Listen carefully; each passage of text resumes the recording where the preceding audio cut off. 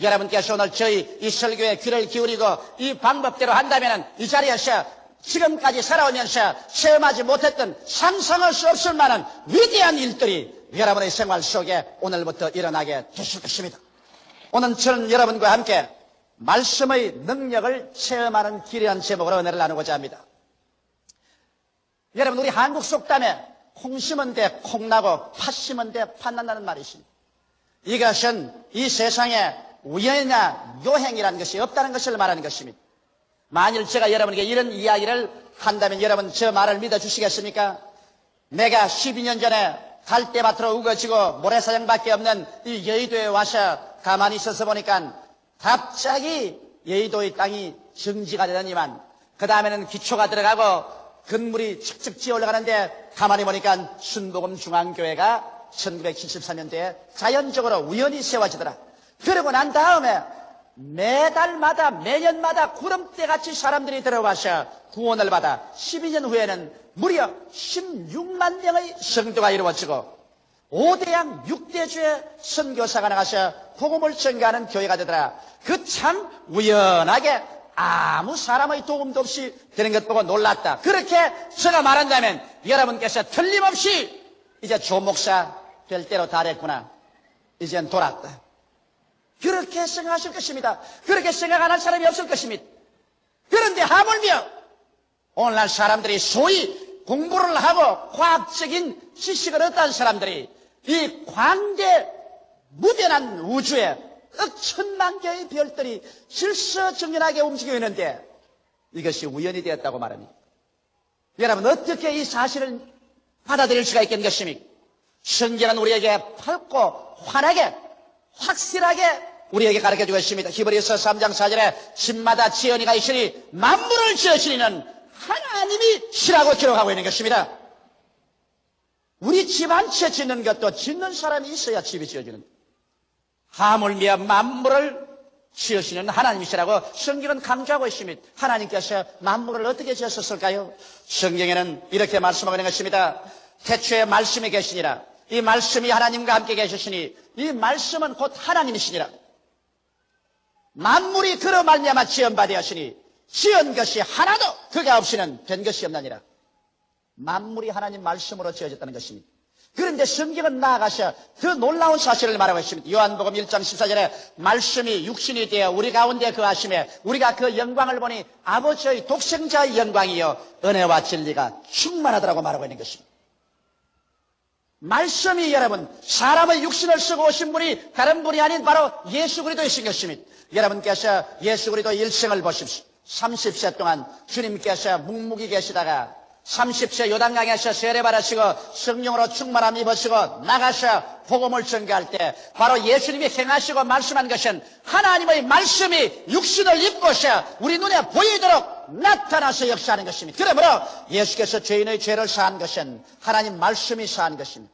예수께서 병을 고친 것은 바로 말씀이 병을 고친 것입니다. 예수께서 마귀를 쫓아낸 것은 바로 하나님 말씀이 마귀를 쫓아낸 것입니다. 예수께서 죽은 자를 살리신 것이 말씀이 바로 죽은 자를 살리신 것입니다. 예수께서 슬픔 대신에 기쁨을, 절망 대신에 소망을, 죽음 대신에 생명을, 믿음, 소망, 사랑, 평강을 주신 것은 바로 하나님의 말씀이 육신을 쓰고 우리 가운데서 행하시고 역사하신 것을 보여주신 것입니다. 그런데 이 예수께서 우리 위해서 죽으시고 장사지낸 바 되고 승천하시고 난 다음 그럼 우리는 하나님 없이 고아와 같이 버림을 받았나요? 오늘날 하나님께서는 그 하나님 자신인 말씀을 이제는 성경에 적어서 우리에게 주신 것입니다. 성전을 지으신 그 말씀 육신을 입고 오셔서 우리 가운데 예수 그리스도라는 그 이름으로 기사와 이적과 구원을 베푸신 그 말씀이 이제는 종이에 프린트가 되어서 여러분과 나의 손에 들려있는 것입니다. 바로 이 말씀은 성경이 말하기를 곧 하나님이시라고 말하고 있는 것입니다.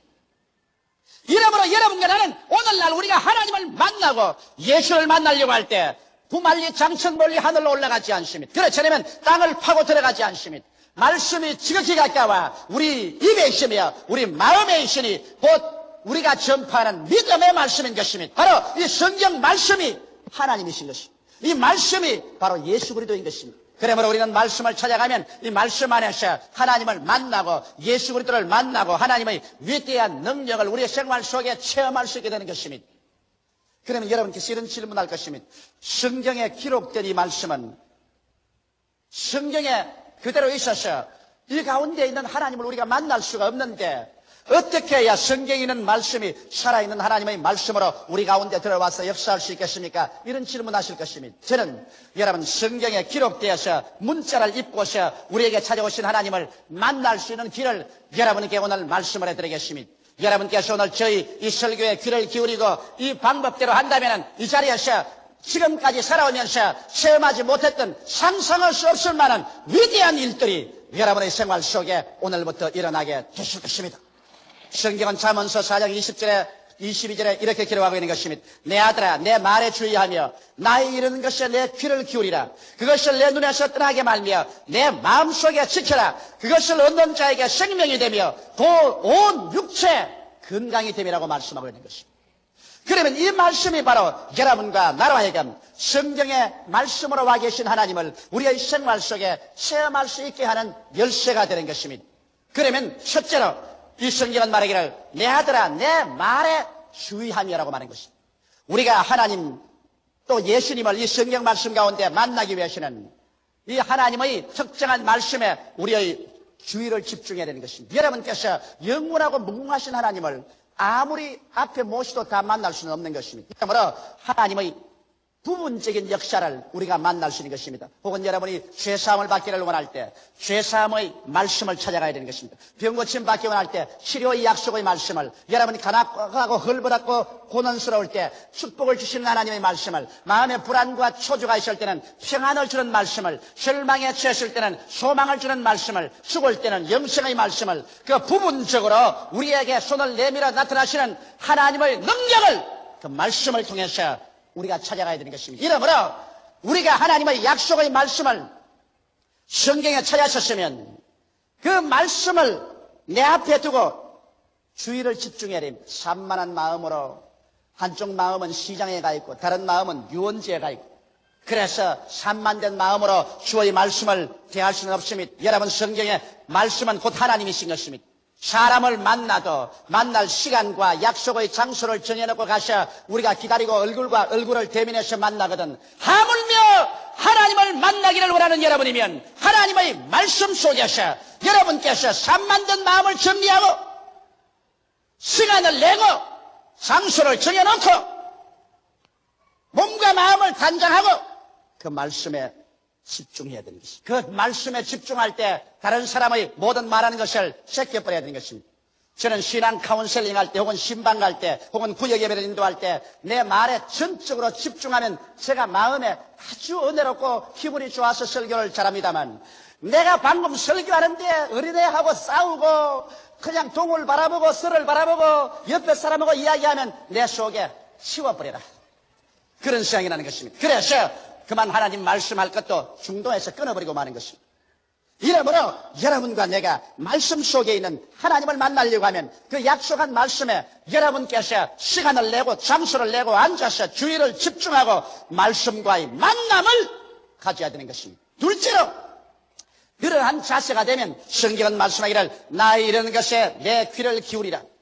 여러분 이런 말씀을 할 것입니다. 성경은 기록된 말씀인데 이 기록된 말씀에 어떻게 귀를 기울입니까? 여러분 기록된 말씀을 우리 마음속에 고요하고 잠잠하게 말씀해 주시는 분이 있습니다. 이분이 바로 보혜사 성령이신 것입니다. 바로 말씀은 성령의 감화와 감동으로 지은 책인 것입니다. 이렇기 때문에 이 말씀을 통해서 성령이 우리의 영혼 속에 말하는 것을 들어야 되는 것입니다. 그냥 성경만 읽으면 이것은 문자에 불과하는 것입니다. 문자는 여러분에게 신앙을 갖다 주지 않습니다. 여러분께서 말씀에 집중하고 그 다음 말씀을 보고 묵상하고 또 보고 묵상하면서 이 하나님 말씀이 내게 주는 그 말에 귀를 기울이면 하나님의 성령께서 여러분의 영혼 속에 갑자기 깊이 말씀하기 시작하는 것입니다. 고요하고 잠잠하게 여러분의 영혼 속에 깨달음으로 성령께서 말씀할 그때 그 말씀을 들으면 여러분 속에 믿음이 생겨나는 것입니다. 성경은 로마서 10장 17절에 믿음은 들음에서 나며 들음은 그리스도의 말씀으로 말미암는다고 말한 것입니다. 육신의 귀로 듣는 건 아닙니다. 영의 귀로서 마음속에 성령의 음성을 들을 때 믿음이 생기는 것입니다. 나는 유명한 콩고 선교의 창설자였던 훌륭한 주의 종께서 간암이 걸려가지고서 고향으로 들어와 사형선고를 받고 죽음의 날을 기다리다가 하나님의 위대한 능력을 체험한 이야기를 읽어보시십시오. 이 사람은 콩고 선교의 창설자입니다. 그러나 너무 무리해서 간암이 걸렸습니다. 고향에 들어와서 진찰해보니 의사들이 소망이 없다 그랬습니다. 그래서 그는 이제 죽을 날을 기다립니다. 온몸이 황달이 되고 눈도 새노라졌습니다. 잠옷을 입고 하루는 따뜻한 햇빛이 비치는데 자기 아내 보고 여보 나 양지바른 바깥에 좀 데려다줘. 그래서 양지바른 곳에 침대를 갖다 놓고 그곳에 눕혀놓았습니다. 부인은 부지런히 빨래를 하고 있는데 그는 성경책을 펴서 읽기 시작했습니다. 햇빛이 찬란하게 비치는 양지바른 곳에서 그는 죽어가면서 이제 얼마 남지 않은 생애 동안에 하나님을 전심을 다해서 예배하겠다고 생각하고 성경을 읽는데 베드로전서 2장 24절을 읽게 된 것입니다. 제가 친히 나무에 달려 그 몸으로 우리 죄를 담당하였으니 이는 우리로 죄에 대하여 죽고 의에 대하여 살게 하려 하심이니라. 그를 읽고 그 마음에 집중하고 보고 난 다음에 너무 감개해서 울기 시작했습니다. 주님, 나 같은 죄 많은 사람을 위해서 예수님이 십자가에 못 박혀 피 흘려 죽으셨나요? 너무나 감사합니다. 나는 죄에 대해서 이제 죽고 이제는 의에 대해서 살아 영원한 의에 거하는 하늘에 올라가게 되시니 감사합니다. 그래 눈물에 젖은 얼굴로 다음 구절을 읽었습니다. 제가 채찍에 맞음으로 너희가 나음을 입었나니. 갑자기 그 말에 온 정신과 신경이 쫙 집중이 됩니다. 이것 봐라. 이 말씀 여기 있었는가? 그는 그 말씀을 다시 잔잔히 읽으면서 주의를 집중하고 마음에 귀를 기울이셨습니다. 그러자 갑자기 성령께서 그 말씀을 통해서 그 목사님에게 말씀했습니다. 이 사람아, 너는 내가 채찍에 맞아 덩어리가 갈기갈기 찢어지고 선지피를 줄기 흘린 것을 모르는가? 그리고 성경에 제가 채찍에 맞음으로 너가 병고침을 받았다는 말은 병이란 축복이 아니라 형벌이다. 내가 너를 대신해서 병의 형벌을 다 청산하기 위해서 덩어리에 채찍에 맞아 피를 흘렸는데 내가 받은 형벌을 네가 왜 또다시 받으려고 하느냐? 내가 채찍에 맞음으로 너는 나음을 입은 사람인데 왜 침상에 들어누워 있느냐? 갑자기 하나님의 계시가 그의 마음속에 밀물치듯이 들려왔던 것입니다.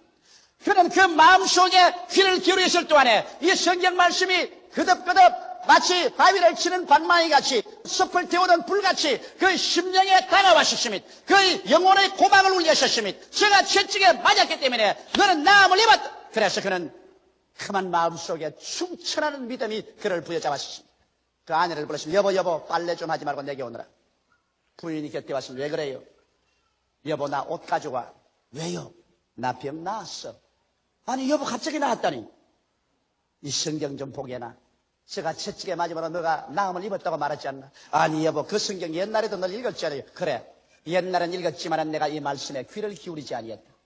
그러나 오늘은 내가 이 말씀을 읽으면서 집중하여 귀를 기울이고 보니 하나님의 성령께서 이 말씀을 통하여 내게 분명히 말씀하기를 내가 병의 형벌을 대신 짊어지고 가시니 너는 이제 병 앓을 필요가 없으니 일어나 옷을 입고 나오라고 말한다.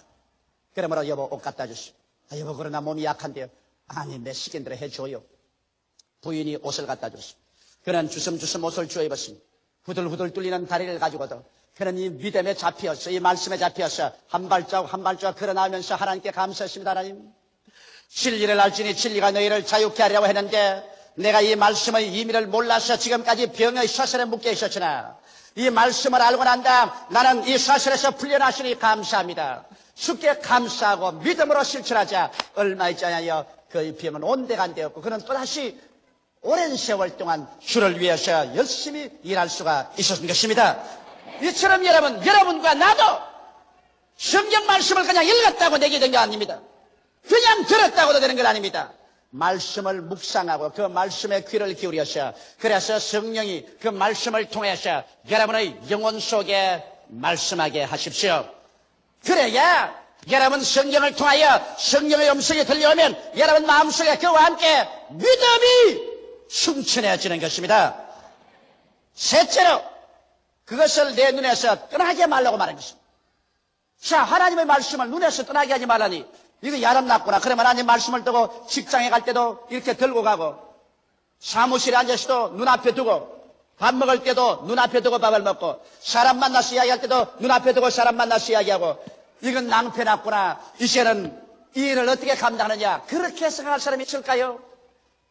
그것을 내 눈에서 떠나게 말라. 하나님의 말씀을 눈앞에서 떠나게 하지 말라는 것은 하나님의 말씀이 약속한 것이 그 이루어진 모습을 눈앞에 떠나지 말게 하는 것입니다. 하나님께서 아브라함을 애굽에서 불러내어서 가나안 땅에 와서 말씀하기를 내 눈을 들어 동서남북을 바라보라. 내 눈으로 보이는 그 땅을 내가 너 자신에게 영원토록 주라고 말했는데 아브라함이 늘 그 땅 지도를 눈에 붙이고 다녔나요? 아닙니다. 아브라함은 자기의 상상의 망막 속에 꿈과 환상으로 그 땅을 그려놓은 것입니다. 오늘날도 이 성경 말씀을 내 눈에서 떠나게 말라는 것은 그 특정한 말씀을 내가 받아들여서 이미 이루어진 모습을 내 꿈을 꾸어보고 내가 환상에 그려보고 마음의 이 캔버스에 그것을 영롱하게 그려서 자나 깨나 그 말씀이 이루어지고 내가 그 이루어진 것을 소유한 모습을 마음속에 그려보라는 것입니다. 꿈이 없는 백성은 망합니다.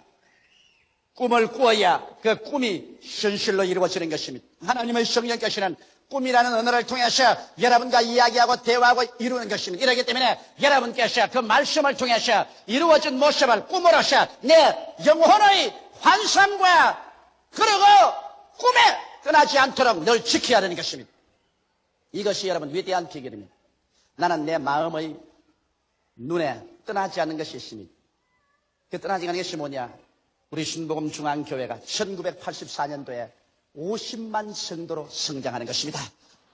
지금은 없지요. 그러나 나는 하나님의 약속을 받았기 때문에 이것을 내 눈에 그리고 있습니다. 사나 깨나 그리고 있습니다. 우리 교회에서 5대양 6대주로 혹은 라디오로 혹은 텔레비로 혹은 문서로 혹은 선교사로 복음이 이 땅에 편만하게 전파되는 것을 나는 늘 꿈꾸고 있습니다. 내 마음에 분명하고 영롱하게 꿈꾸고 있는 것입니다. 성경 말씀에 그것을 내 눈에서 떠나게 말라고 하는 것입니다. 그러므로 약속의 말씀이 이루어진 모습을 마음에 영롱하게 그리고 떠나지 말게 하는 것입니다. 그 다음 넷째로 내 마음속에 지켜라. 자, 말씀을 어떻게 지킬까? 돈인 것 같으면 포켓에 넣고 지키겠는데 혹은 그렇지 않으면 책 같으면 이렇게 넣어서 지키겠는데 말씀을 어떻게 내 마음에 지키느냐? 말씀을 지키는 길을 제가 말씀해 드리겠습니다. 로마서 10장 8절에 보면 말씀이 내게 가까워 내 입에 있으며 내 마음에 있다고 했으며 누가복음 6장 45절에 이는 내 마음에 가득한 것을 입으로 말함이라고 말한 것입니다. 사람의 입과 마음은 서로 통해 있는 것입니다. 그렇기 때문에 마음에 있는 것 사람이 입으로 말하고 입으로 말하는 것 마음을 점령합니다. 입과 마음은 일직선입니다. 그렇기 때문에 사람의 말을 들어보면 그 사람 마음을 들여다볼 수 있으며 그 마음에 가득한 것이 입으로 나오는 것입니다. 이러므로 마음에 하나님의 말씀을 간직하기 위해서는 입으로 자꾸 시인하면 간직이 되는 것입니다.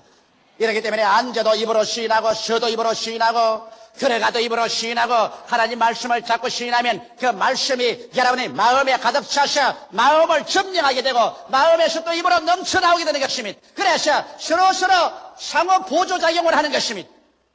오늘 너무나 많은 사람들이 성경 말씀을 입으로 끊임없이 시인하지 않기 때문에 그 말씀이 마음에 간직되지 않습니다. 지킬 만한 것보다 내 마음을 지켜라. 생명의 근원이 거기에서 나온다고 했는데 마음의 말씀을 간직했으면 말씀의 능력이 마음에서 넘쳐나왔을 것인데 입으로 자꾸 부정적인 말을 하고 패배적인 말을 하고 못한다, 안된다, 할 수 없다, 죽는다, 패한다, 가난하다 이런 말만 함으로 말미암아 하나님의 창조적이고 생산적이며 건설적이고 축복의 말씀을 마음속에 지킬 수가 없게 된 것입니다. 이러므로 여러분께서는 마음속에 이것을 늘 지켜야 됩니다. 저는 오늘 이 시간 여러분에게 적극적으로 그러면 실천적인 말씀 하나를 예를 들어 보여드리겠습니다. 어떻게 하면 하나님의 말씀을 열어서 내 것으로 만들어서 그 능력을 체험할 수 있는가? 빌립보서 4장 18절로 19절의 말씀을 가지고 한번 보십시다. 내게는 모든 것이 있고 또 풍부한지라 에바브로 디도핀에 너희의 준 것을 받음으로 내가 풍족하니 이는 받으실 만한 향기로운 제물이요 하나님을 기쁘시게 한 것이라 나의 하나님이 그리스도 예수 안에서 영광 가운데 그 풍성한 대로 너희 모든 쓸 것을 채우시리라. 자, 이 말씀을 가지고 이제 이 말씀을 열쇠로서 열어서 그 알맹이를 뽑아서 이 말씀을 통하여 하나님을 만나고 내게 기적을 가져올 수 있는 길을 제가 열어드리겠습니다. 첫째로 오늘 제가 여러분께 설교한 대로 이 말씀을 갖다 놓고 난 다음에 옷깃을 여미고 시간을 내고 장소를 정하고 앉아서 말씀에 집중을 합니다. 세상 모든 일 다 잊어버리고서 이 말씀을 중심으로 바라봅니다. 그리고 이 말씀을 자꾸만 마음속에 집중해서 읽어봅니다. 나의 하나님이 그리스도 예수 안에서 그 영광 가운데 풍성한 대로 너희 모든 것을 채우시리라. 말씀과 얼굴과 얼굴을 마주대고 마음이 집중되면 그 다음 두 번째 말씀에 귀를 기울입니다. 보혜사 성령이시여 이 말씀을 통하여 내게 말씀하소서. 고요하고 잠잠하게 신령한 음성으로 내 영혼에 말씀하여 주시옵소서. 성령의 음성이 들리도록 나는 이 말씀에 묵상하고 귀를 기울입니다. 성령께서는 갑자기 내 눈을 열어줍니다. 내 마음속에 성령의 가르치는 음성이 들리는 것입니다. 나의 하나님이 모든 것을 채우시리라. 야, 너에게 있어서 인생의 모든 자원은 하나님이다. 너희 나라가 채우시리라고 말하지 않았고, 너희 직장이 채우시라고 말하지 않았고, 너희 부자 부모가 상속으로 채우라고 말하지 않고, 나의 하나님이 채우시라. 그러면 하나님이 나의 삶의 모든 근원적인 자원이 되지 않느냐? 성령께서 계속 말씀하십니다. 어떻게 채우시는가? 영광 가운데 풍성한 대로 예수 이름으로 채우십니다. 그러면 실제적으로 어떻게 얻으시는가? 바울 선생이 한 것처럼 마게도니아 교인들이 바울 선생에게 선교비를 헌금으로 보냈다. 바울이 헌금을 받아서 감사기도할 때 하나님 말하기를 이는 받을 만한 향기로운 제물이요 하나님을 기쁘시게 한 것이라. 하나님에게 향기로운 제물을 드리고 하나님을 기쁘시게 하고 나면 하나님께서 우리의 생활의 무한 자원이 되시고 그 영광 가운데 예수 이름으로 우리 쓸 것을 다 채우시는구나. 이 말씀에 귀를 기울이고 계시면 성령께서 이 깊은 의미의 말씀을 마음속에 점점 영의 귀로 들리게 해주고 이 말씀을 듣자 말자 믿음은 들음에서 나며 들음은 그리스도의 말씀으로 말미암다고 마음속에 흐물해지고 믿음이 마음속에 생겨납니다. 믿음이 용솟음 치기 시작하는 것입니다. 내가 이 말씀에 믿음에 꽉 잡힙니다. 그러면 세 번째로 이 말씀을 눈에서 떠나지 말게 하며 이제는 눈을 지그시 감고 하나님 보좌에서 하나님이 손을 내밀고 내 모든 필요한 쓸 것을 예수 이름으로 막 부어주시고 막 부어주셔서 나는 그것을 건강도 얻고 축복도 얻고 죄사함도 얻고 영생도 얻어서 영혼이 잘됨같이 범사에 잘됨에 강건하고 생명을 얻되 더 풍성히 얻는 그 내 모습을 마음속에 그려보고 그래서 이 영롱한 그림이 내 영혼 속에 있도록 바라보는 것입니다. 이 말씀이 내 눈에서 떠나지 말게 하며 그 다음에 일어나셔. 이제 하나님 감사합니다 나갈 때 이 말씀을 마음에 간직하라. 어떻게 간직할까요? 이제는 입으로 시인하는 것입니다. 자기 안방에 들어가시도 저가 내게 채우시리라 말씀하십니다. 내가 직장에 가면서도 하나님께서 그 영광 가운데 풍성한 대로 나의 모든 쓸 것을 채우시리라. 내가 사업장에 가시나 직장에 가시도 내가 앉아서 말합니다. 하나님께서 그 영광 가운데 풍성한 대로 나의 모든 쓸 것을 채우시리라. 나는 그래서 하루 종일 나에게 하나님에게 마귀에게 하나님께서 그 영광 가운데 풍성한 대로 나의 모든 것을 채우시라. 입으로 시인합니다. 시인하면 그 다음 내 마음속에 이 하나님의 문자에 기록된 말씀이 이젠 살아서 내 마음속에 심어져서 그래서 이 말씀이 능력을 베풀어서 믿음을 산출합니다. 그러면 성경에 뭐라고 말합니까? 내 믿음대로 될지어다 할 수 있거든이 무슨 말이냐? 믿는 자에게는 능치 못하심이 없나니라. 내 믿음대로 될지어다. 그래서 여러분께서 이와 같이 믿음을 얻고 기도하기 시작하면 하나님의 기적이 일어나기 시작하는 것입니다. 오늘날 말씀에 서지 않는 믿음이란 믿음이 아닙니다. 믿는다는 것은 여러분 믿을 만한 근거가 있고 이유가 있어야 되지 않겠습니까? 믿음이라는 것은 여러분 마음속에 일어나는 하나의 충격적인 감격도 아닌 것입니다.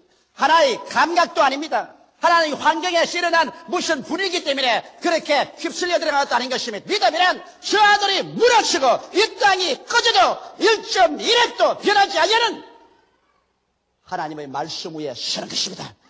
말씀이 믿을 수 있는 이유가 되는 것입니다. 나라가 변하고 역사가 변천되고 사람은 오고 가더라도 이 말씀은 변하지 않습니다. 이 믿을 만한 근거인 이 말씀을 우리가 부여잡고 이 말씀에 주의하고 이 말씀에 귀를 기울이고 이 말씀이 이루어진 모습을 눈에서 떠나지 않게 하고 이 말씀을 입으로 끊임없이 시인함으로 말미암아 마음속에 간직하고 있으면 이 성경 말씀이 이 책 속에 있는 말씀이 아니라 내 속에 들어온 내 것이 되어버리고 마는 것입니다. 할렐루야. 말씀이 내 것이 된다. 내가 말씀 안에, 말씀이 내 안에 들어와서 말씀이 나와 일체가 되면 그 다음 성경은 말합니다. 그것을 얻는 자에게 생명이 되며 그 온 육체의 건강이 됨이니라. 성경에 무슨 윤리나 도덕적인 것만 말한 것이 아닙니다. 이것을 얻으면 이것이 너에게 생명이 된다. 우리 하나님께서는 여러분에게 일생을 살면서 생명을 얻되 더 풍성히 얻기를 원합니다. 여러분께서는 영혼의 생명도 풍성히 얻고 건강의 생명도 풍성히 얻고 여러분의 물질의 생명도 풍성히 얻기를 원하는 것입니다. 성경은 말하기를 이것이 말씀으로 온다고 말하는 것입니다. 이 말씀을 얻으면 이것이 너에게 생명이 되고 너의 온 육체 건강이 되어서 질병은 떠나가고 허약도 떠나가고 그래서 삼박자의 축복이 머리끝부터 발끝까지 넘치게 되는 것입니다. 이 말씀은 곧 하나님이십니다.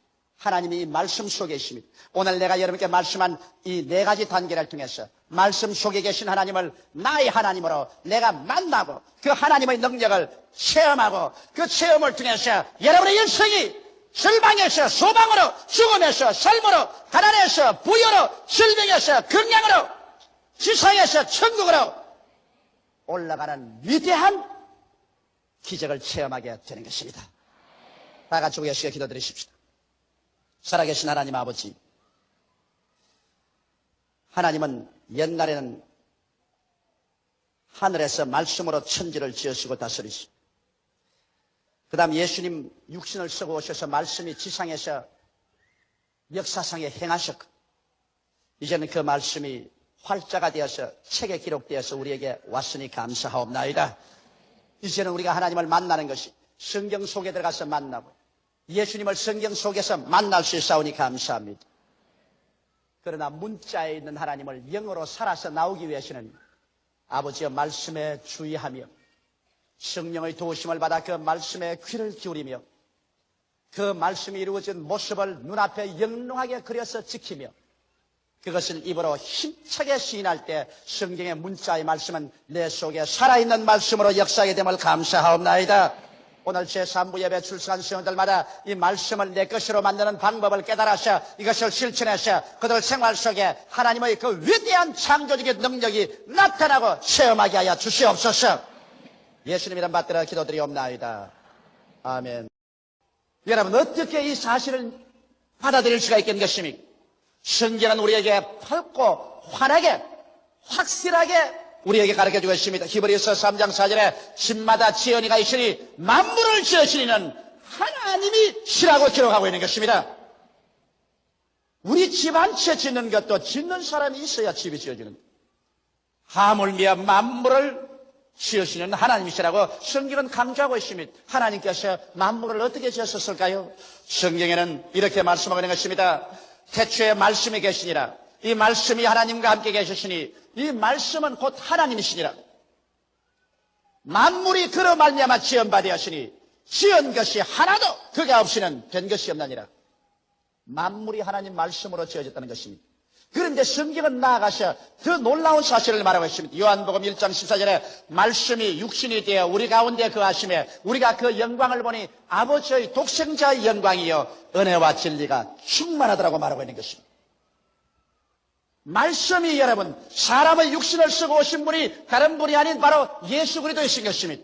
여러분께서 예수 그리스도 일생을 보십시오. 30세 동안 주님께서 묵묵히 계시다가 30세 요단강에서 세례받으시고 성령으로 충만함 입으시고 나가서 복음을 전개할 때 바로 예수님이 행하시고 말씀한 것은 하나님의 말씀이 육신을 입고서 우리 눈에 보이도록 나타나서 역사하는 것입니다. 그러므로 예수께서 죄인의 죄를 사한 것은 하나님 말씀이 사한 것입니다. 예수께서 병을 고친 것은 바로 말씀이 병을 고친 것입니다. 예수께서 마귀를 쫓아낸 것은 바로 하나님 말씀이 마귀를 쫓아낸 것입니다. 예수께서 죽은 자를 살리신 것이 말씀이 바로 죽은 자를 살리신 것입니다. 예수께서 슬픔 대신에 기쁨을, 절망 대신에 소망을, 죽음 대신에 생명을, 믿음, 소망, 사랑, 평강을 주신 것은 바로 하나님의 말씀이 육신을 쓰고 우리 가운데서 행하시고 역사하신 것을 보여주신 것입니다.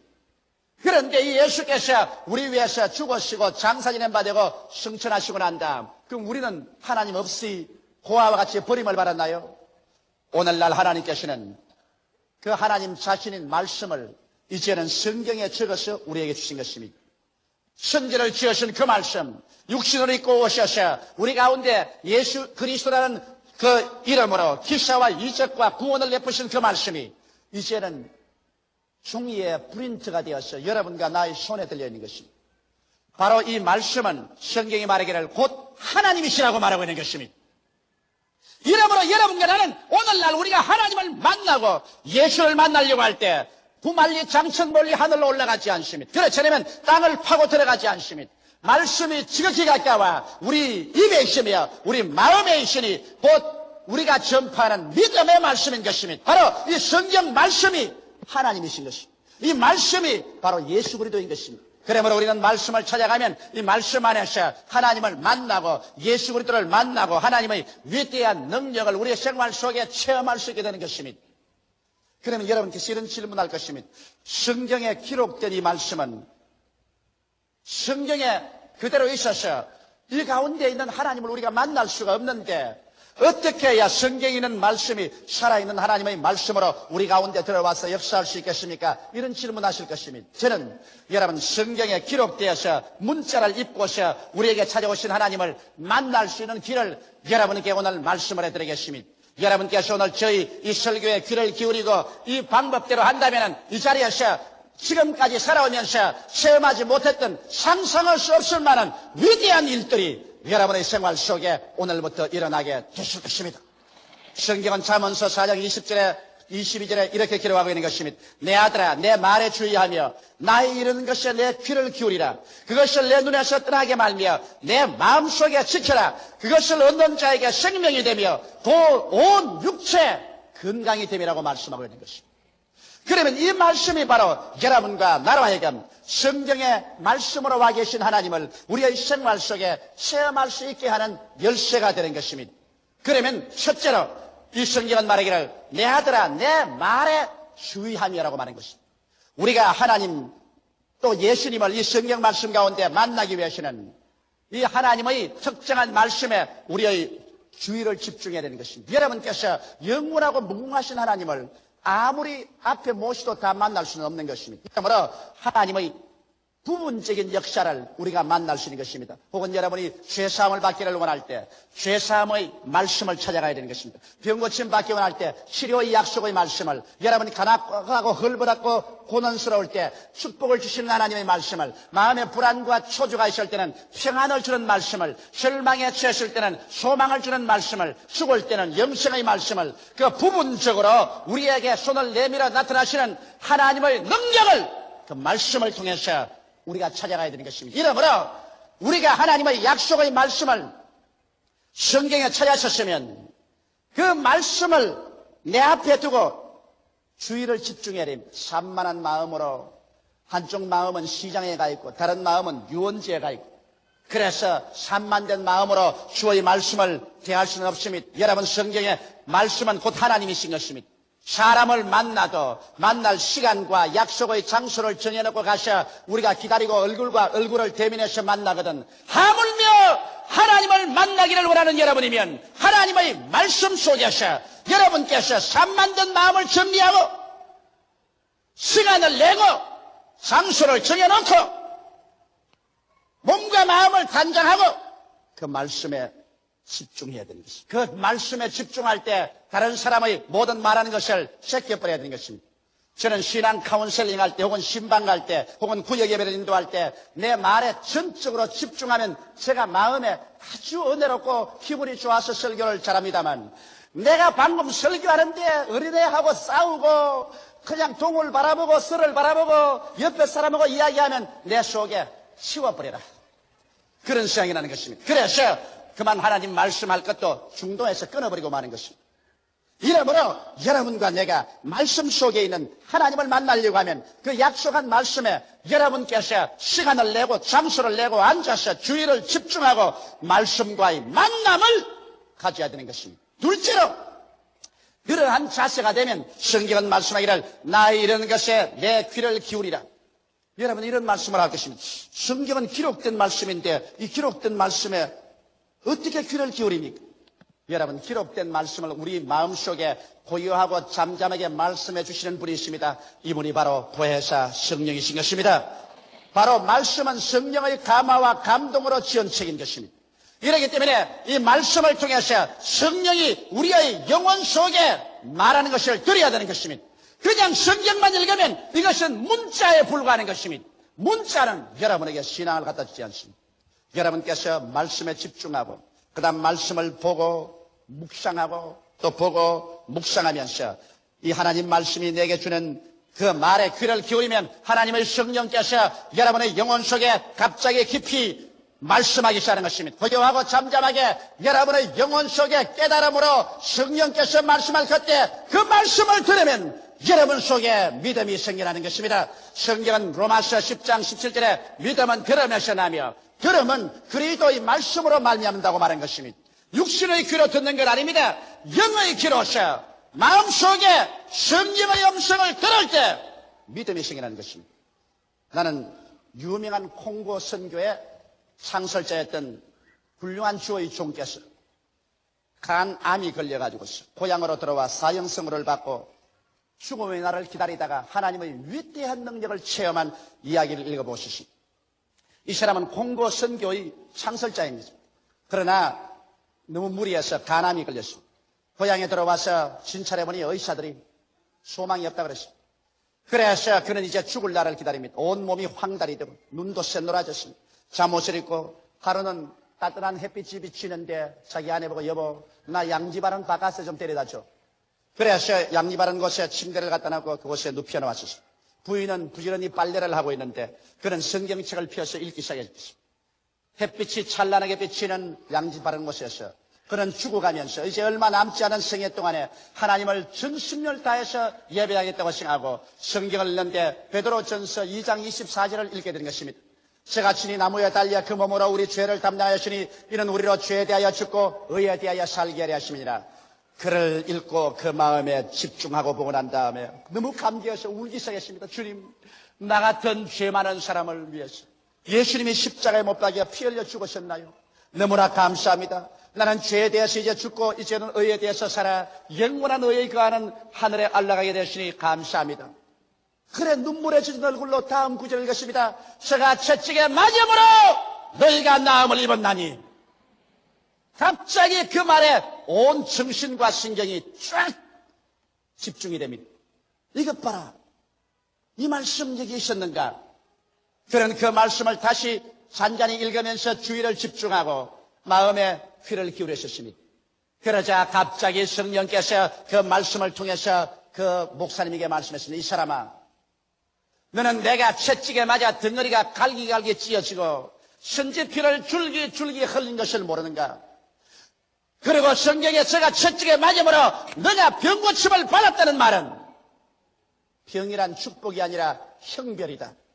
내가 너를 대신해서 병의 형벌을 다 청산하기 위해서 덩어리에 채찍에 맞아 피를 흘렸는데 내가 받은 형벌을 네가 왜 또다시 받으려고 하느냐?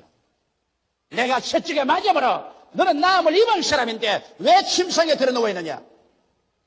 갑자기 하나님의 계시가 그의 마음속에 밀물치듯이 들려왔던 것입니다. 그는 그 마음속에 귀를 기울였을 동안에 이 성경 말씀이 그득그득 마치 바위를 치는 방망이 같이 숲을 태우던 불같이 그 심령에 다가왔었습니다. 그의 영혼의 고막을 울렸었습니다. 제가 채찍에 맞았기 때문에 너는 나음을 입었다. 그래서 그는 그만 마음속에 충천하는 믿음이 그를 부여잡았습니다. 그 아내를 불렀습니다. 여보 빨래 좀 하지 말고 내게 오너라. 부인이 곁에 왔습니다. 왜 그래요? 여보 나 옷 가져와. 왜요? 나 병 나았어. 아니 여보 갑자기 나았다니. 이 성경 좀 보게나. 제가 채찍에 맞으면 너가 나음을 입었다고 말하지 않나? 아니 여보 그 성경 옛날에도 널 읽었잖아요. 그래 옛날엔 읽었지만 내가 이 말씀에 귀를 기울이지 아니했다. 그러나 오늘은 내가 이 말씀을 읽으면서 집중하여 귀를 기울이고 보니 하나님의 성령께서 이 말씀을 통하여 내게 분명히 말씀하기를 내가 병의 흥벌을 대신 짊어지고 가시니 너는 이제 병할 필요가 없으니 일어나 옷을 입고 나오라고 말한다. 그러므로 여보 옷 갖다 주시오. 여보 그러나 몸이 약한데요. 아니 내 시킨대로 해줘요. 부인이 옷을 갖다 줬어. 그는 주섬주섬 옷을 주워 입었습니다. 후들후들 뚫리는 다리를 가지고도 그는 이 믿음에 잡히었어. 이 말씀에 잡히었어. 한 발자국 한 발자국 걸어나오면서 하나님께 감사했습니다. 하나님 진리를 알지니 진리가 너희를 자유케 하려고 했는데 내가 이 말씀의 의미를 몰라서 지금까지 병의 사슬에 묶여 있었으나 이 말씀을 알고 난 다음 나는 이 사슬에서 풀려나시니 감사합니다. 주께 감사하고 믿음으로 실천하자. 얼마 있지 않아요. 그 병은 온데간데였고 그는 또다시 오랜 세월 동안 주를 위해서 열심히 일할 수가 있었던 것입니다. 이처럼 여러분과 나도 성경 말씀을 그냥 읽었다고 되게 된 게 아닙니다. 그냥 들었다고도 되는 건 아닙니다. 말씀을 묵상하고 그 말씀에 귀를 기울여서 그래서 성령이 그 말씀을 통해서 여러분의 영혼 속에 말씀하게 하십시오. 그래야 여러분 성경을 통하여 성령의 음성이 들려오면 여러분 마음속에 그와 함께 믿음이 충천해지는 것입니다. 셋째로 그것을 내 눈에서 떠나게 말라고 말한 것입니다. 자, 하나님의 말씀을 눈에서 떠나게 하지 말라니 이거 야람났구나. 그러면 하나님 말씀을 두고 직장에 갈 때도 이렇게 들고 가고 사무실에 앉아서도 눈앞에 두고 밥 먹을 때도 눈앞에 두고 밥을 먹고 사람 만나서 이야기할 때도 눈앞에 두고 사람 만나서 이야기하고 이건 낭패났구나. 이제는 이 일을 어떻게 감당하느냐. 그렇게 생각할 사람이 있을까요? 그것을 내 눈에서 떠나게 말라. 하나님의 말씀을 눈앞에서 떠나게 하지 말라는 것은 하나님의 말씀이 약속한 것이 그 이루어진 모습을 눈앞에 떠나지 말게 하는 것입니다. 하나님께서 아브라함을 애굽에서 불러내어서 가나안 땅에 와서 말씀하기를 내 눈을 들어 동서남북을 바라보라. 내 눈으로 보이는 그 땅을 내가 너 자신에게 영원토록 주라고 말했는데 아브라함이 늘 그 땅 지도를 눈에 붙이고 되겠나요? 아닙니다. 아브라함은 자기의 상상의 망막 속에 꿈과 환상으로 그 땅을 그려놓은 것입니다. 오늘날도 이 성경 말씀을 내 눈에서 떠나게 말라는 것은 그 특정한 말씀을 내가 받아들여서 이미 이루어진 모습을 내 꿈을 꾸어보고 내가 환상에 그려보고 마음의 이 캔버스에 그것을 영롱하게 그려서 자나 깨나 그 말씀이 이루어지고 내가 그 이루어진 것을 소유한 모습을 마음속에 그려보라는 것입니다. 꿈이 없는 백성은 망합니다. 꿈을 꾸어야 그 꿈이 현실로 이루어지는 것입니다. 하나님의 성령께서는 꿈이라는 언어를 통해서 여러분과 이야기하고 대화하고 이루는 것입니다. 이렇기 때문에 여러분께서 그 말씀을 통해서 이루어진 모습을 꿈으로서 내 영혼의 환상과 그리고 꿈에 떠나지 않도록 늘 지켜야 하는 것입니다. 이것이 여러분 위대한 비결입니다. 나는 내 마음의 눈에 떠나지 않는 것이 있습니다. 그 떠나지 않는 것이 뭐냐? 우리 순복음 중앙교회가 1984년도에 50만 성도로 성장하는 것입니다. 지금은 없지요. 그러나 나는 하나님의 약속을 받았기 때문에 이것을 내 눈에 그리고 있습니다. 사나 깨나 그리고 있습니다.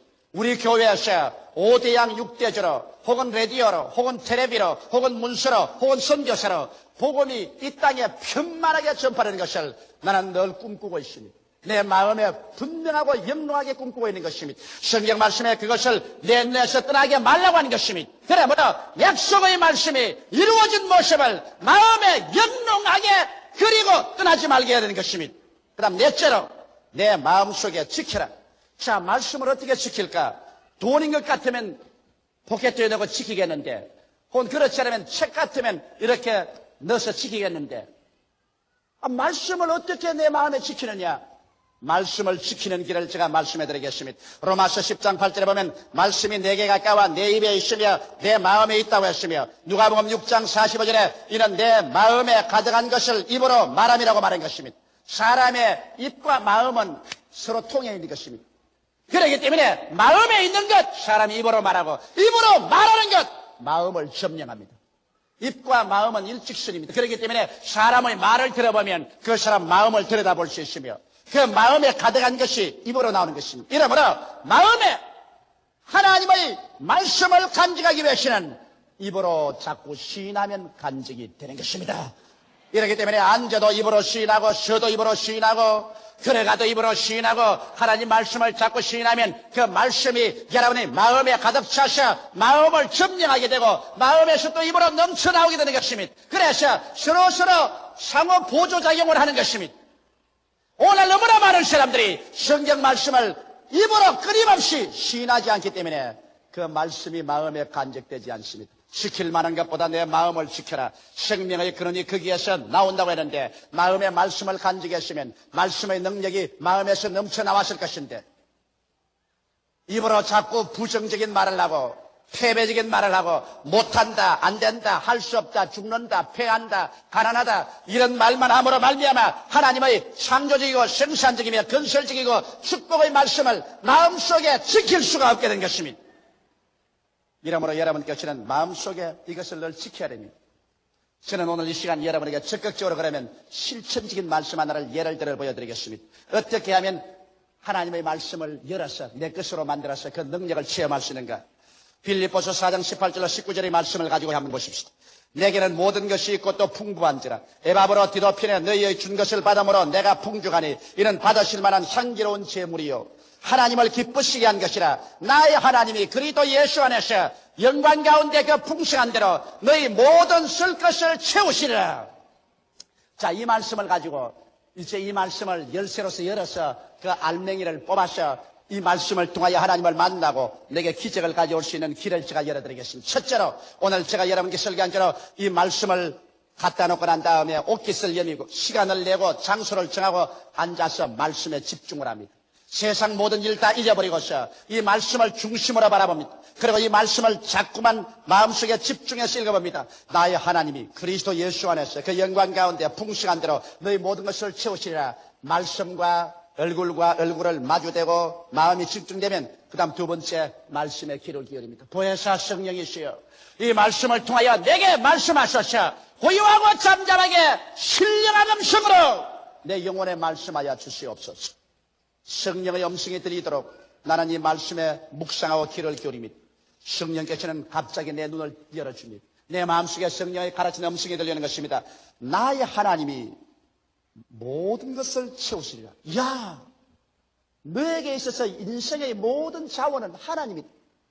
너희 나라가 채우시리라고 말하지 않았고 너희 직장이 채우시라고 말하지 않았고 너희 부자 부모가 상속으로 채우라고 말하지 않고 나의 하나님이 채우시라. 그러면 하나님이 나의 삶의 모든 근원적인 자원이 되지 않느냐. 성령께서 계속 말씀하십니다. 어떻게 채우시는가? 영광 가운데 풍성한 대로 예수 이름으로 채우십니다. 그러면 실제적으로 어떻게 얻을 수 있는가? 바울 선생이 한 것처럼 마게도니아 교인들이 바울 선생에게 선교비를 헌금으로 보냈다. 바울이 헌금을 받아서 감사기도할 때 하나님 말하기를 이는 받으실 만한 향기로운 제물이요 하나님을 기쁘시게 한 것이라. 하나님에게 향기로운 제물을 드리고 하나님을 기쁘시게 하고 나면 하나님께서 우리의 생활의 무한 자원이 되시고 그 영광 가운데 예수 이름으로 우리 쓸 것을 다 채우시는구나.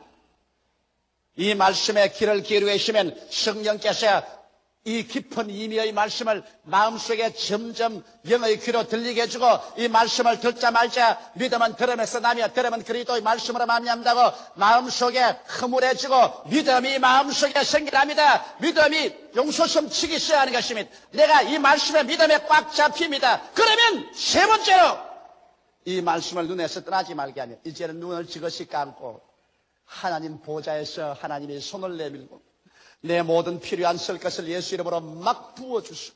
막 부어주시오. 나는 그것을 건강도 얻고 축복도 얻고 죄사함도 얻고 영생도 얻어서 영혼이 잘됨같이 범사에 잘됨에 강건하고 생명을 얻되 더 풍성히 얻는 그 내 모습을 마음속에 그려보고 그래서 이 영롱한 그림이 내 영혼 속에 있도록 바라보는 것입니다. 이 말씀이 내 눈에서 떠나지 말게 하며 그 다음에 일어나셔. 이제 하나님 감사합니다 나갈 때 이 말씀을 마음에 간직하라. 어떻게 간직할까요? 이제는 입으로 시인하는 것입니다. 자기 안방에 들어가시도 저가 내게 채우시리라 말씀하십니다.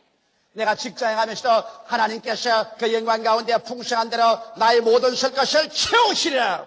내가 사업장에 가시나 직장에 가시도 내가 앉아서 말합니다. 하나님께서 그 영광 가운데 풍성한 대로 나의 모든 설 것을 채우시리라. 나는 그래서 하루 종일 나에게, 하나님에게, 마귀에게 하나님께서 그 영광 가운데 풍성한 대로 나의 모든 것을 채우시라. 입으로 시인합니다. 시인하면 그 다음 내 마음속에 이 하나님의 문자에 기록된 말씀이 이젠 살아서 내 마음속에 심어져서 그래서 이 말씀이 능력을 베풀어서 믿음을 산출합니다. 그러면 성경에 뭐라고 말합니까? 내 믿음대로 될지어다 할 수 있거든이 무슨 말이냐? 믿는 자에게는 능치 못하심이 없나니라. 내 믿음대로 될지어다. 그래서 여러분께서 이와 같이 믿음을 얻고 기도하기 시작하면 하나님의 기적이 일어나기 시작하는 것입니다. 오늘날 말씀에 서지 않는 믿음이란 믿음이 아닙니다. 믿는다는 것은 여러분 믿을 만한 근거가 있고 이유가 있어야 되지 않겠습니까? 믿음이라는 것은 여러분 마음속에 일어나는 하나의 충격적인 감격도 아닌 것입니다. 하나의 감각도 아닙니다. 하나님 환경에서 일어난 무슨 분위기 때문에 그렇게 휩쓸려 들어간 것도 아닌 것입니다. 믿음이란 저 하늘이 무너지고 이 땅이 꺼져도 1.1핵도 변하지 않는 하나님의 말씀 위에 서는 것입니다. 말씀이 믿을 수 있는 이유가 되는 것입니다. 나라가 변하고 역사가 변천되고 사람은 오고 가더라도 이 말씀은 변하지 않습니다. 이 믿을 만한 근거인 이 말씀을 우리가 부여잡고 이 말씀에 주의하고 이 말씀에 귀를 기울이고 이 말씀이 이루어진 모습을 눈에서 떠나지 않게 하고 이 말씀을 입으로 끊임없이 시인함으로 말미암아 마음속에 간직하고 있으면 이 성경 말씀이 이 책 속에 있는 말씀이 아니라 내 속에 들어온 내 것이 되어버리고 마는 것입니다. 할렐루야. 말씀이 내 것이 된다. 내가 말씀 안에, 말씀이 내 안에 들어와서 말씀이 나와 일체가 되면 그 다음 성경은 말합니다. 그것을 얻는 자에게 생명이 되며 그 온 육체의 건강이 됨이니라. 성경에 무슨 윤리나 도덕적인 것만 말한 것이 아닙니다. 이것을 얻으면 이것이 너에게 생명이 된다. 우리 하나님께서는 여러분에게 일생을 살면서 생명을 얻되 더 풍성히 얻기를 원합니다. 여러분께서는 영혼의 생명도 풍성히 얻고 건강의 생명도 풍성히 얻고 여러분의 물질의 생명도 풍성히 얻기를 원하는 것입니다. 성경은 말하기를 이것이 말씀으로 온다고 말하는 것입니다.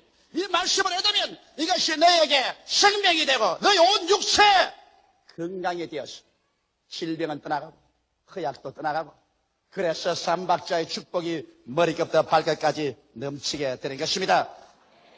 이 말씀은 곧 하나님이십니다. 하나님이 이 말씀 속에 있습니다.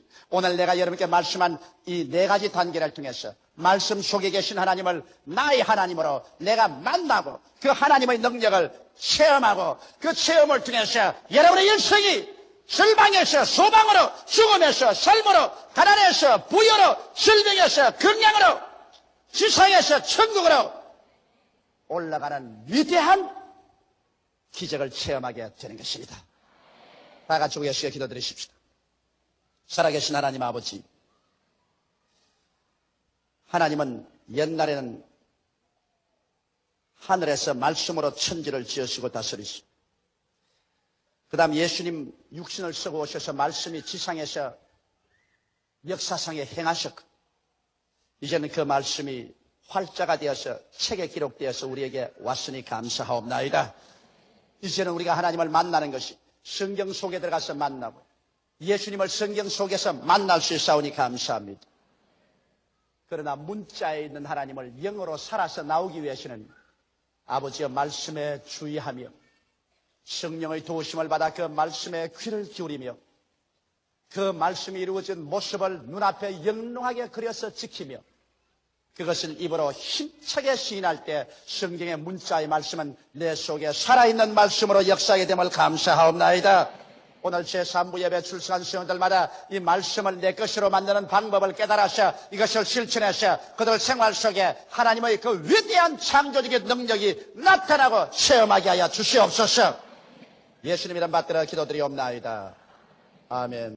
육신에 속한 사람은 마음에 기쁨이 없어요.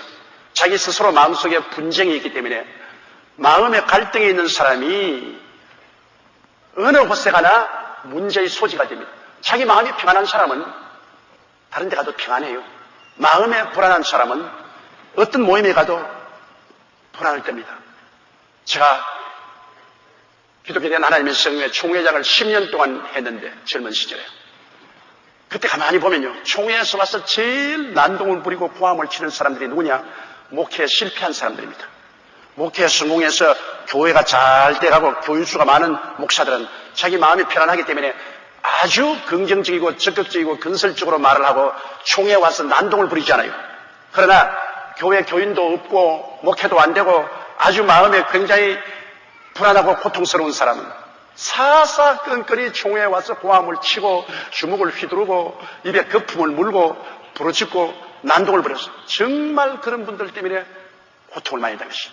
그런데 언제나 사람들 보면 끼리끼리 모인다고 까마귀는 까마귀, 참새는 참새끼리 모입니다. 그 불평한 사람은 불평한 사람끼리 모여요.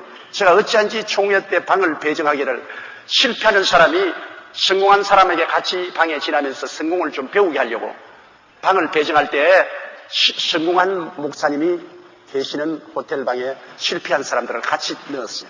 이렇게 일부러 그렇게 넣었는데 하룻밤 지나고 나니까 다 바꿔가지고서 성공한 목사는 성공한 목사끼리 더 앉아있고 실패한 사람은 실패한 사람끼리 모여 앉아있어요.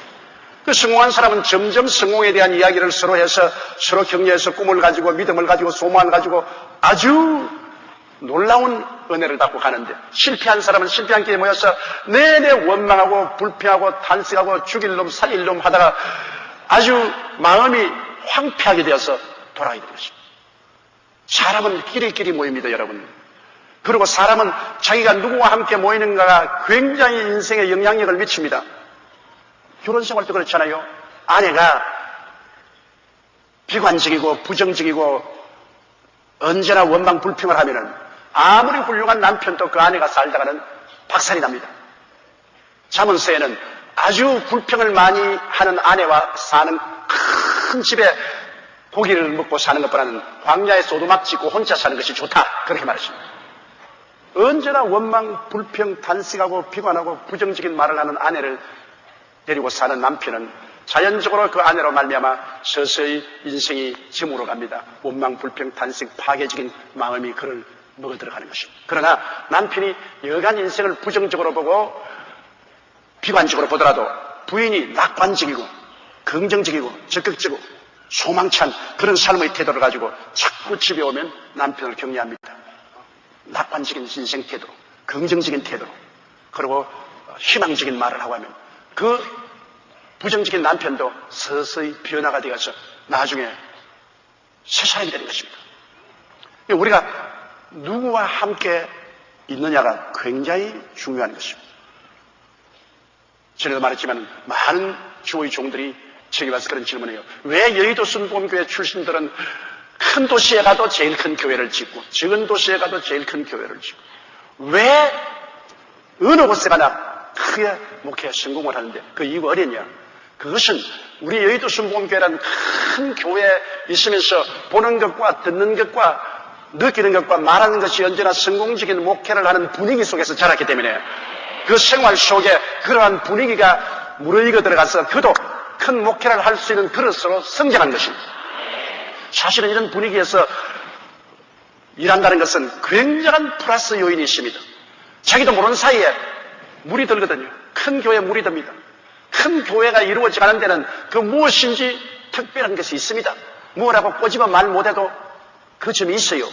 그런 것이 그가 듣고 눈으로 보고 늘 말하고 그 생활하는 가운데 몸에 배어서 큰 교회를 이렇게 나갈 수 있는 삶의 자세가 되어버린 것입니다. 왜 자동적으로 어떤 곳에 가는지 목회를 하는데 큰 교회가 될 수 있는 자세가 되어 있으므로 자꾸 사람들이 모여오고 큰 교회를 이룩하게 되는 것입니다. 그러므로 여러분께서 교회 생활하더라도 이 셀 미팅에 가도 원망하고 불평하고 부정적이고 자꾸 이 이마에 쓱삼자 내천자를 그리고 있는 사람하고 같이 지내면 함께 망한다고요. 그러나 언제나 인생을 희망적으로 보고 낙관적으로, 긍정적으로, 적극적인 태도로 보고 기도하고 믿고 나가는 사람 같이 있으면 나도 거기에 끌려 들어갔어. 그러한 삶의 태도를 취하게 되고 복을 받게 되는 것입니다. 이러므로 우리는 신령한 사람과 같이 교제해야지 육신의 사람과 같이 교제하면 안 됩니다, 여러분. 세상 반, 하늘나라 반, 마음속에 끝없는 갈등을 가지고서 자기 스스로 불안하고 고통스러운 사람이 언제나 다른 사람에게 불안과 고통을 전파하는 것입니다. 그러므로 너희가 아직도 육신에 속한 자로다. 너희 가운데 시기와 분쟁이 있으니 어찌 육신에 속하여 사람을 따라 행하며 보십시오. 육신의 사람은 자기 스스로가 마음에 평안이 없고 갈등이 있고 고통이 있으니까 자기보다 잘 되는 사람 시기하고 그 다음에는 사사건건이 분쟁을 일으키고 이렇게 해서 하늘나라를 황폐케 하는 것입니다. 육신의 사람이 많이 모이면 하늘나라가 황폐게 돼요. 그런데 어느 곳에 가도 당회에 가도 장로님 중에 신령한 장로님이 있는가 하면 육신에 속한 분이 있고 남성교회 가도 여성교회 가도 육신의 사람이 있는가 하면 신령한 사람이 있고 그래서 옛말에 미꾸라지 한 마리가 도랑에 꾸중물 다 일으킨다고 그 육신에 속한 사람이 계속해서 시기하고 분쟁을 일으킵니다. 이 시기와 분쟁이 언제나 일어나요. 그래서 이 시기와 분쟁을 잘 극복하지 못하면 당회도 갈라지고 재직회도 갈라지고 남성회도 갈라지고 여성회도 갈라지고 군사회도 갈라지고 이런 분열이 생긴 것입니다. 그러나 그 분열의 책임은 나중에 하나님께 심각하게 받아야 될 것입니다. 성령은 하나 되게 하시고 신령한 사람들은 언제나 하나 되게 합니다. 성령이 계시기 때문에 성령은 언제나 하나 되게 하죠. 그러나 마귀는 육신의 사람을 통해서 자꾸만 분리시키는 것입니다. 그 분리가 시기와 분쟁입니다. 남이 나보다 조금만 잘 되면 도저히 잠을 자지 못해요. 어찌한지 그 끌어내려야 되고 어찌한지 얼굴에 흑칠해야 됩니다. 그리고 가만히 지나는 개 귀 잡아당겨 가지고 개하고 분쟁이 붙습니다. 가만히 지나가는 개 왜 귀 잡아당겨요? 그 개하고 물고 찍고서 가만히 있는 사람 자꾸 건드려 가지고서 분쟁을 일으켜요. 이러므로 여러분 우리 스스로의 가슴에 손을 얹고 생각할 때 내가 육신에 속한 신자냐 신령한 신자냐 그것을 가만히 살펴보십시오.